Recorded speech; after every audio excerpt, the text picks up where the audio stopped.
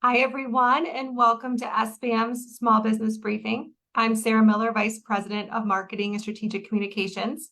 Brian Kelly is actually at a meeting today, so I am joined by my colleague, Kelly Saunders. But before we get to her, I do want to say thank you to our sponsor, Consumers Credit Union, and I urge you to visit consumerscu.org to learn more. So, Kelly, welcome back to the show. Yeah, thank you, Sarah. Always happy to be here in place of Brian. As a reminder, I'm the Vice President of Policy and Engagement here at SBM. Happy to be on the front lines of advocacy for you, and we have quite a full show today. Yes, we do. So I want to start out with some more discussion on the energy legislation. On Monday's show, Brian kind of went into a deep dive into some of the implications of this legislation, but I'm hoping you can continue this conversation with news from this week that we need to know. Yeah, so happy to pick up where Brian left off. I know he went deeper into some more of like the metrics and benchmarks that needed to be met with the energy policy that was kind of pending, waiting for the governor's signature. And so what we like to do is come full circle on the policy. And this is kind of the tail end of this process that we've been on. So the governor did sign the energy legislation on Tuesday. And it was quite a fanfare, if you will. It was a big press conference with numerous legislators and stakeholders that joined her. And she really did hammer home how this was a part of her My Healthy Climate plan. And it was also mentioned in her What's Next address that she gave back in August. And so it was a victory for her and Democrats in the House and the Senate to come together and get this over the finish line. Many of the things that they had sought to accomplish were kind of put on hold. And so for them, for the fall, this was really their, I'll call it their biggest priority that they got over the finish line. And so they did celebrate this mile marker for them and getting it, like I said, over the finish line. But also for the governor, diving into this was a big deliverable for her from kind of a mandate, if you will, or a directive out of DC to get these kind of clean energy plans in place in the different states. And so for her, it's a big win. It's something that she can trumpet and triumph. And she definitely was doing that. And she is, really the first governor in the Midwest to be able to get this kind of plan into place. And so for her here in Michigan, in the Midwest, and across the national landscape, it was something that she can be proud of, that she really did mention in numerous speeches and worked with the legislature to get accomplished. Now, for us, obviously, we've talked about this policy does make us very nervous from a reliability and affordability lens, because we just don't see how some of these technologies that have been implemented into this legislation is going to be possible within the time frame of getting there to 2040.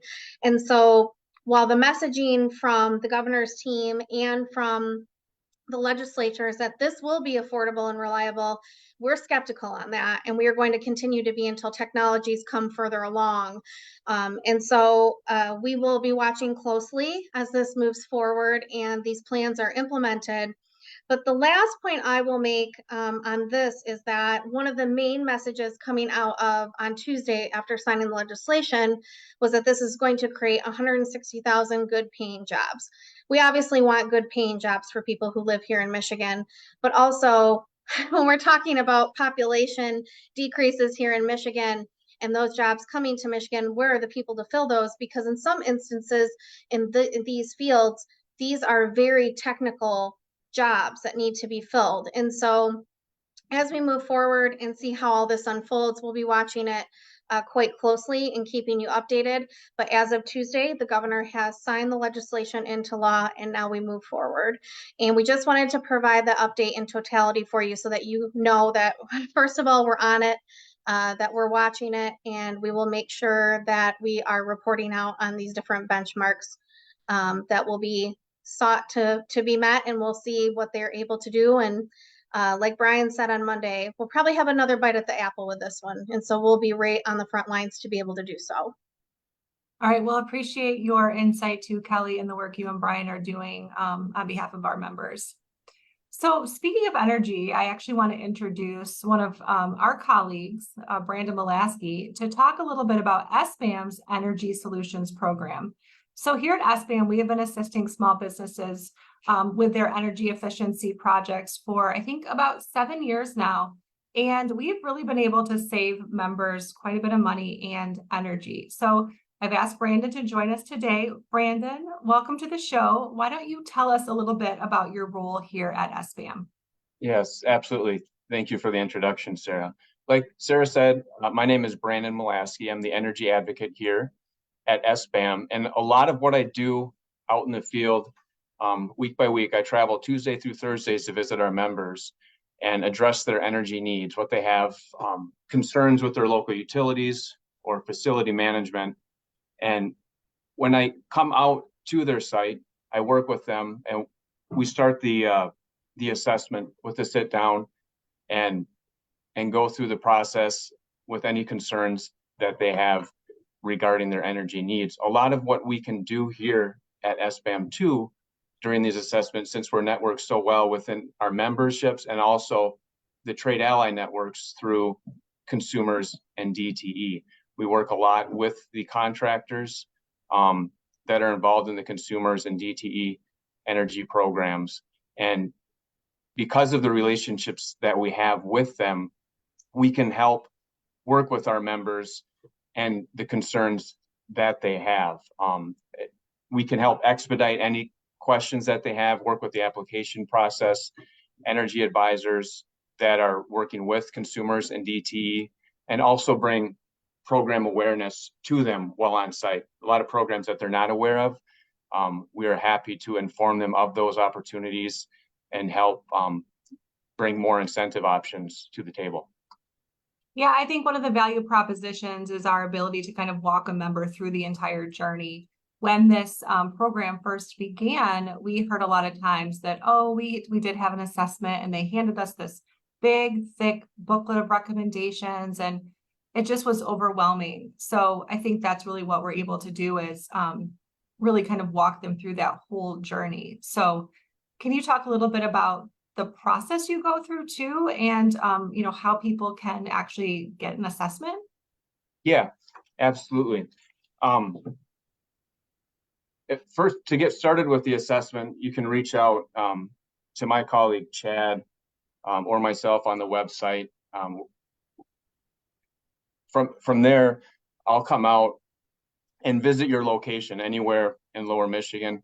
And even if it's in the UP, we can work with local utility contractors up there as well. A lot of what we do is when I come out on site, we can do a walkthrough assessment. We can start with a meeting in one of your conference rooms, whatever you would like. We can make it hands off. I can walk somebody on your team. And I just get a visual. As I'm walking through the building, I'm looking for all the opportunities that the owner might not be aware of, all the programs that can help too. One of those being new construction and major renovations is a program that a lot of business owners are not aware of. If they've made additions to their property or if they're adding new buildings or facilities, there's a lot of opportunity through consumers, DTE, and other utilities across the state with these programs. So that's one that I do bring up while on site. Some of the biggest opportunities for these visits are the utility incentives. A lot of the utilities across the states have incentives for energy efficiency projects based off the existing equipment you have and the improvements to more efficient equipment. And they apply incentives to those changes. And not only are there opportunities through utility incentives, they also have the state has grants that help fund these projects. One of them being manufacturers retooling grant is an option with existing equipment and new equipment. If there's energy improvement and KWH savings, they offer opportunities for funding there. And there's also a lot of times, not only state grants, but regional grants too. I look into everything that may apply to the business owner while I'm on site. If it's not the state or the utility, sometimes the local community region has grants that can also help the business with these improvements. And even at the federal level, there's a lot of opportunities too, depending on the size of the project, but we look into everything that can help them while we're out. So Brandon, that kind of means that, not only are we helping the business owner actually save money on their energy use, but a lot of times the projects can be subsidized with these grants, correct? Yes. Yep. Good. A lot of these grants are available to help subsidize the projects. And there's also even financing options. If the projects are larger scale, we work with PACE Financing, Michigan Saves, and that network. And if there's any questions regarding the contractors involved in the project, if they want to find a lighting contractor, let's say an HVAC contractor, we can help them with that too in the selection process and just make it easier for them, do some of the legwork. Yes, exactly. Well, we appreciate the work you do on behalf of our members and helping them with their energy savings. We've had a lot of really cool success stories over the many years of this program. And if you have not yet reached out to us to schedule your assessment, we recommend you do so. Like Brandon said, we can get him on the books to come out and walk through your business and see what we can do to help you. There's no cost to those assessments. So visit our website and request that assessment. Brandon, thank you for joining us today. We appreciate your time. Thank you for having me. All right. So Kelly, let's move on to another item related to the legislature here. So we know that 2 Democratic legislators won their bids for mayor. That was in Westland and Warren recently. What's going to happen to fill those seats? Yes, great question. Something that we were watching closely. As a reminder to our viewership, that means that the House is tied at a 54-54 stalemate, Republicans and Democrats, which essentially means that probably not a lot is moving in the House. They've struggled really to find some bipartisanship on a lot of things this year. And so what this calls for essentially was, what was the governor going to do? Was she going to call a special election, or was she going to align these elections with the presidential primary that was already set for February 27th. So the Wednesday before Thanksgiving, the governor did released a press release that said that there would be a special election for both of these seats, and that the dates for those would be a primary on January 30th with a general on April 16th. This has caused a little bit of heartburn in those respective communities. It costs a lot of money to run elections, and so the clerks had voiced their concern about being able to pull this off in a timely manner, but also the dollar amounts that would be required to run elections in these 2 seats. Regardless, it will move forward with, like I said, the primary being on January 30th and the general on April 16th.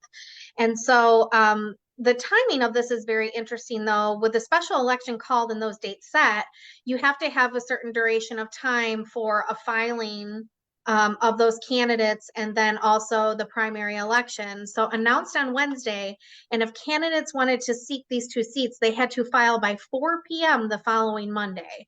That is an incredibly tight turnaround, especially with a holiday included in that duration of time. So the dust is settled on that filing, and so essentially in the Warren seat, there were 3 Democrats and 3 Republicans that filed in the primary, and in the Westland seat, which is District 25, 5 Democrats and 1 Republican. There's some interesting folks that have filed for these 2 seats. Specifically in the Warren seat, there is a 2-term Macomb County Commissioner that has thrown her hat in the ring, a former state representative as well.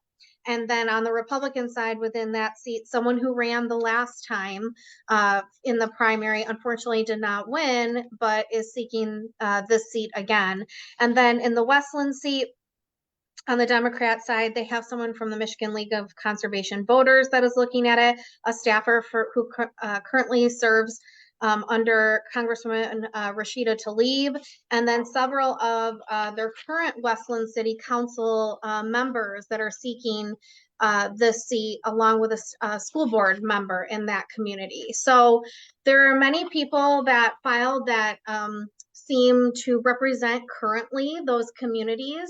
And so that's good to see people in public service that know their communities and currently serving are interested, but it also kind of tees it up for some very hot primaries here in these respective seats. So we will be watching and weighing in on this. and getting to know these candidates. As you know, we are always very involved in elections. And so, yeah, it's going to be a very interesting time and a quick turnaround. We do perceive that the governor wanted to do this because, as you recall, with having that tie 54-54, it doesn't allow for many agenda items to get across the finish line. And they did leave some things on the table here this fall when they adjourned early that they really do want to get to in the spring. Why the timing is important is because, first of all, the budget is usually decided sometime in May or June. When you don't have a full slate of candidates serving and representing these communities, it makes it harder to negotiate and get a budget in place. And so while we, from a fiscal standpoint, would probably prefer that the governor use the presidential primary dates already set, in her mind, it's harder to get things moving. And also, her verbiage is these communities won't have representation if we don't move this up. We obviously want people to have representation, but also weigh the balance of, spending money. So it's going to be interesting to see, to get those people in place, how quickly they can move on some agenda items, and then also get the budget in place, which will be much harder this year. The federal drawdown money is gone. And so this budget will be much tighter than it was this last time, where we saw unprecedented amounts of money that were allocated to the states. And also, it's an election year. And technically, in election years, we see maybe some action in that first half of the year, but then back it off a little bit because they're out in their communities, campaigning, getting to know constituents on a much deeper level.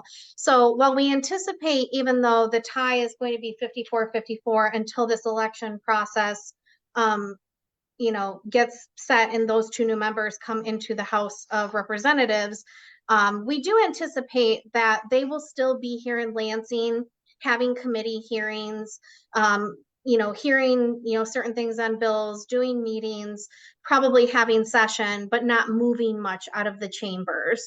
So it's quite an arduous process, but we will be here to keep you updated. And that is the story on special elections at this time. All right, I do want to go back and ask about kind of candidate evaluation. And Yes. Can you talk about how SBAM and the SBAM or the Small Biz PAC kind of get involved in these situations?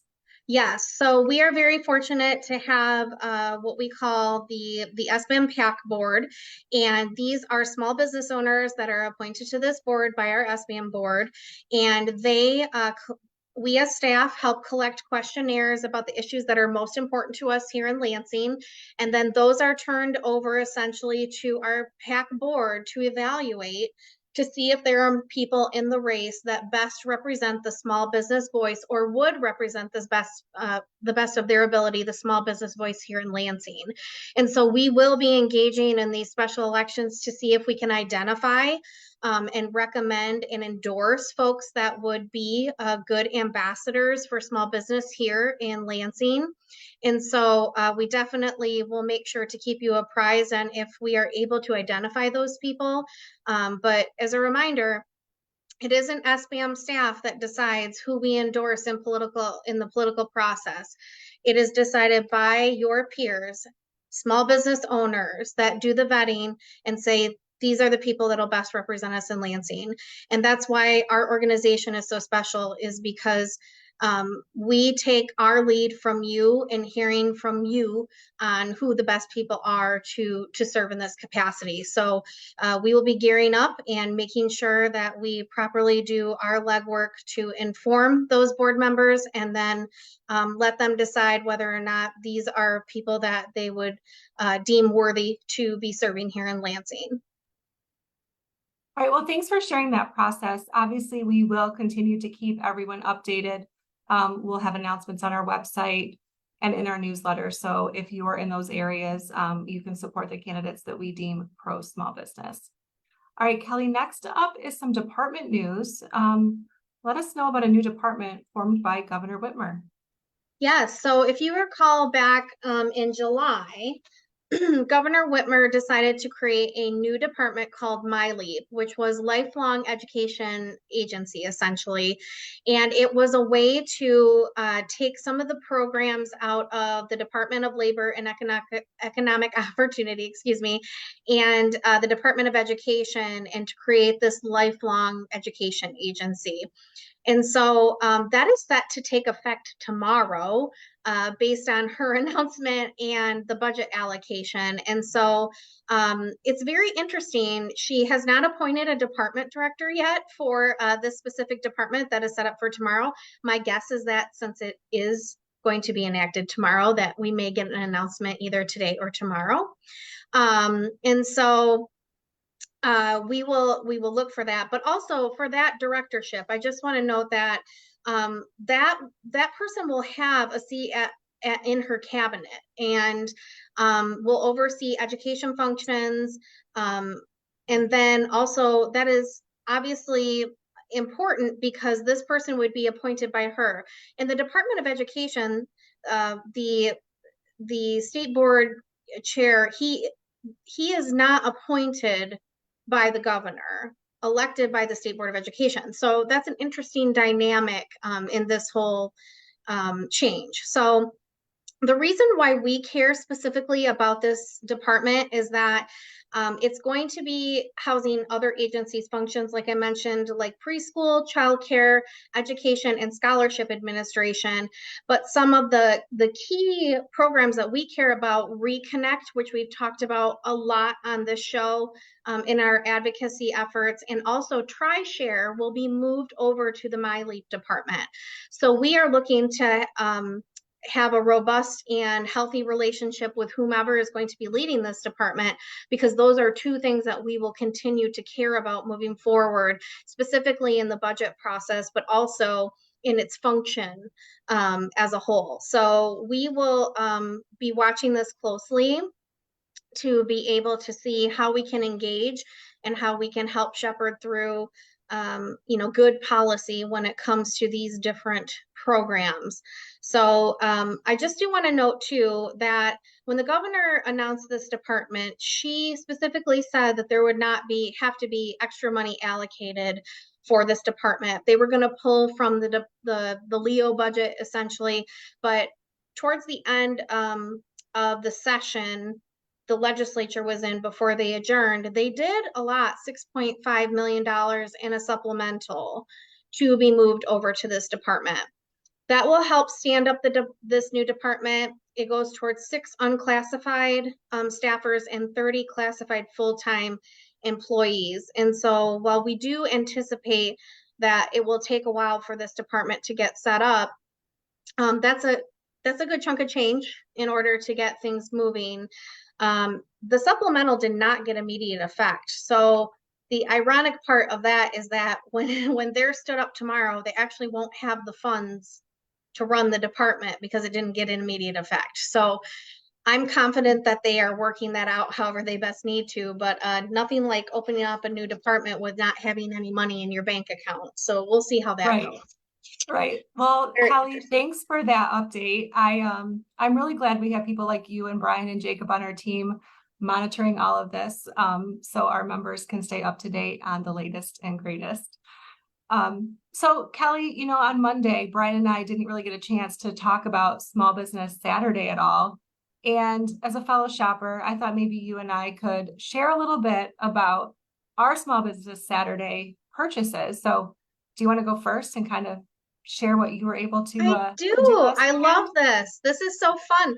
And if you're listening in today, whether it's right now or later, we have a lot of people that kind of hear the playback.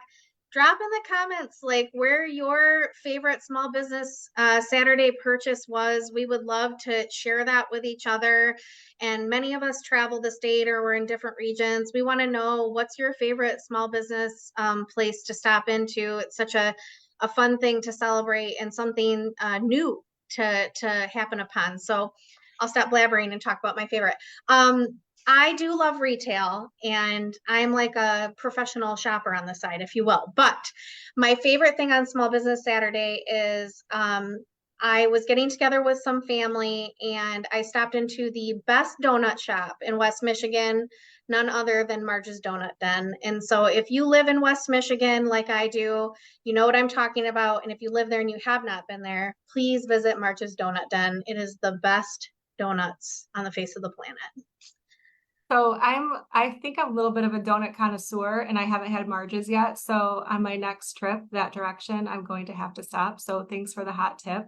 You will not be disappointed, but I am curious to know sure I what won't. your favorite was. Sure. So I live in Mason, a little town south of Lansing here, and I have two. I'm going to cheat and I have two. So there's Keen's Department Store, which is just the best gift shop that I have found. They have so many different unique items. So I did a little Christmas shopping at Keen's, and then an independent bookstore called Bestsellers, also downtown Mason. Was able to pick up some books for my son's Christmas gift. So two great places, and it was really sweet. When I was checking out at Bestsellers in particular, they thanked me for shopping on Small Business Saturday and for supporting their small business. So I just thought that was really kind of a nice touch, that they knew, they recognized that people were out and about. And I'm going to tell you, I live within walking distance of my little downtown, and it's a good thing because the parking lots were full, or the parking spots were full. So everybody was out in full force last weekend. So continue to support our members and small businesses this whole holiday season. Yes, love that. And we appreciate all of you who listen in. We want to make sure to amplify you and get people to your specific industries and locations. But yes, shop small all season. All right. Thanks everyone for joining us. We will be back here Monday at 3 o'clock. Have a great weekend.